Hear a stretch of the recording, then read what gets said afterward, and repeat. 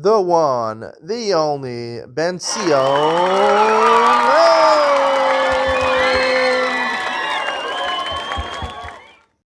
Good morning and welcome to Yeshiva YouTube, Iyun with Benzion. Today's daf is Benzion Gittin, daf Iyun 10, number 79. I want to tie together a lot of loose ends over here, the last couple of dafim. It's clear this paragraph is talking about the handing over of the get, right? We've talked a lot of the Masechta about making a shliach to give over the get, or the writing of the get. However, we have not talked so much about Benzion Gittin, and this paragraph jumps right into that. Now, Benzion Gittin. I just want to start with the case yesterday. The case yesterday, on the bottom, Ayin Chedem and Beis, the Gemara talked about a famous case, where the Gemara says. The Gemara says, Amar of Chista, the bottom Ayin Chedem and Beis, about 6 lines from the bottom, get biyada mashicha biyada, im yachal anakol aviyatfo en megoreshes. V'imla megoreshes, my time, we increases for laker. He gives her a get, but there's a string attached. You have to have no string attached. There's a string attached, and it's strong enough, the string, that he could pull it back from her. So it's not a gerushin. Why not? It says, it's an interesting reason the Gemara says, there's no krisos, there's no separation. A severance. Gerushin is driving the woman away, completely severing the bond. And that also has to come from the man, 100%. The man is in control of, when he's dating her, he's the one pursuing the woman, as the Gemara says again with Sachs Kedusha. And when he drives her away, it has to be his decision and his action. He has to push her away actively. And you need, as I mentioned many times, you need krisos, you need 100% severance. Because that's part of pushing away. It has to show 100% that he wants to push her away. So there's two parts to the giving get. One is the physical action, the man puts it in her hand. And one is biyada, to put it in her hand. Or the Gemara offers, it doesn't have to be specifically in her hand, it could be protected in her rishus, right? So there's two different ways. So when you have this case where he gives the get, but the mashicha is in his hand, right? Has he done the part of putting it in her hand? Yes, he's done that completely, right? But since he could take it back, he has not fully pushed her away, because he hasn't, cut off the marriage. He could just, reconsider the marriage and take the get back. So he hasn't driven her away. So he has no nesina. He has a complete yada. The yada is a very strong yada. He put it in her hand. However, he's lacking the krisos. He's lacking the full element of get. Right? There's an assumption that he wants to drive her away because it's in her hand, really in her hand, not just in her protected in her rishos. But he hasn't shown with his nesina that he wants to drive her away because he's still holding the string. Now, there's another famous case, pli gitech mal gabe karka. Right? When he says pick up, he puts the get on the floor and says pick it up. Right? Again, she's in her hand, the same reason, but he didn't do anything. He didn't do any nesina. Now, then there's other cases. There's other cases we've been dealing with, like our Mishnah today. Our Mishnah talks about a case where he throws the get either to the roof that belonged to the woman, or to from the roof to a chatzah that belonged to the woman. So the Gemara explains that once it gets into the airspace of the walls where it's protected, it's a get, even though it hasn't landed yet. Now, if it hasn't landed yet, that's not biyada. It's not in the rishus, but it's protected in the rishus. And we learned, right, to include, right, biyada, right, chatzar and mishameres ladaita. We learned that if it's protected, then it's good. But it's only good if you have a strong nesina. He threw it. That's a strong nesina. Kol chosh adam is like giving it.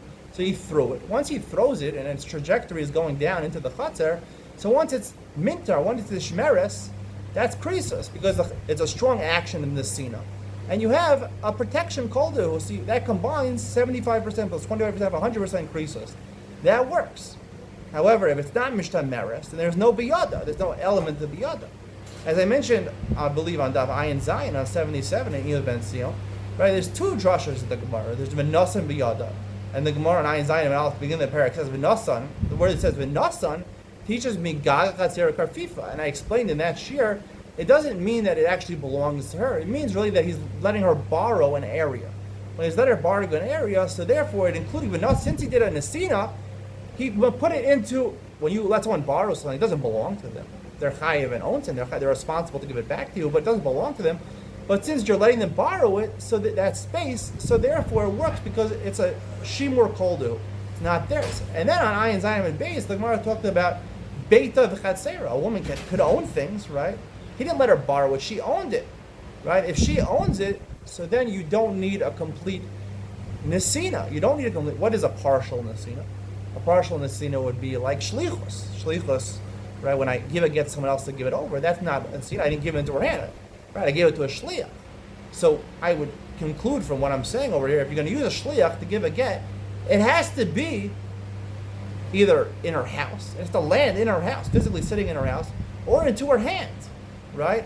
And let's look at the Mishnah on yesterday from Iyun Ches, where it talks about he gives her a get, and he tells her it's a shtar chov, it's a monetary document, or he gives her when she's sleeping, right? And then she wakes up. We paskin like Rebbe. Once he's hagitech, it's good. Now, what happened over here, right? She was asleep, and he gave her the get.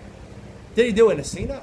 It's not manly to do a nesina. It's not a manly nesina. It's not a manly act of pushing her away, right? But since it has to be biyada, if he would put it in a place that he let her borrow, right, while she was sleeping or while she wasn't aware of it, and then he said hagitech, that's not going to work because you have two. You have a nesina which is a weak nesina, right? Because she's not cognizant of what it is. She thinks it's a shtarchel or a monetary document. Or she's not awake, so she doesn't have knowledge of what's going on. He has to push her away. He has to physically throw her out the door. Literally, that's what it is. Gershon. He's not doing that. He's a weakling. He's not doing that. She's not awake. But if he puts it in her hand and he informs her hagite afterwards, hagite, Rebbe says you don't have to give it back and give it again. It's in her possession. It's her hand because you have strong biyada. So even though it wasn't as strong as Nesina, but if you put it in her hand, that's confrontational. I mean, it's confronting his wife and saying, I'm giving you the get. It's in your hand. Okay, I did it when you were sleeping. I have a partial Nesina, but I have a very strong biyada. So you need either one or the other. You need a very strong biyada, or you need a strong Nesina. If you do a strong Nesina, it doesn't have to be in the Rishus, but it has to be Nishtamer. It has to be Mishtamer. That's why the Gemara says on Ayin Teramid Beis, right, that it has to actually land. It has to actually land in a box, right? If you put it in a box, well, her box is inside his box. So the Gemara says it has to actually land in the box because it's something which, I'm sorry, forget about the box. The box case that actually belongs to her, like it's her lap or it's a basket that belongs to her. Something that belongs to her, that's called biyada, and even a shlichus, or do it while she's sleeping, or she's not aware of what's going on, a partial nesina works. But that's the important part to remember by Gittin, that you have to have a strong nesina or a strong biyada. Well, combining with, if you have a strong nesina, you could have a weak biyada. It could be mishtamer. It could be a borrowed space. And if you don't have a strong nesina, it has to be biyada. It has to be actually in her hand, or at least in her house, but not in the airspace. It has to be in her, something that belongs to her, not something that was borrowed by her, in her hand or her lap, or something that belongs to her, basket, or actually a house that she owns. We mentioned a woman can own property even when she's married. That is the summary of all these halachas. We'll talk more about that going forward. Hope you enjoyed today's share. See you in the next one.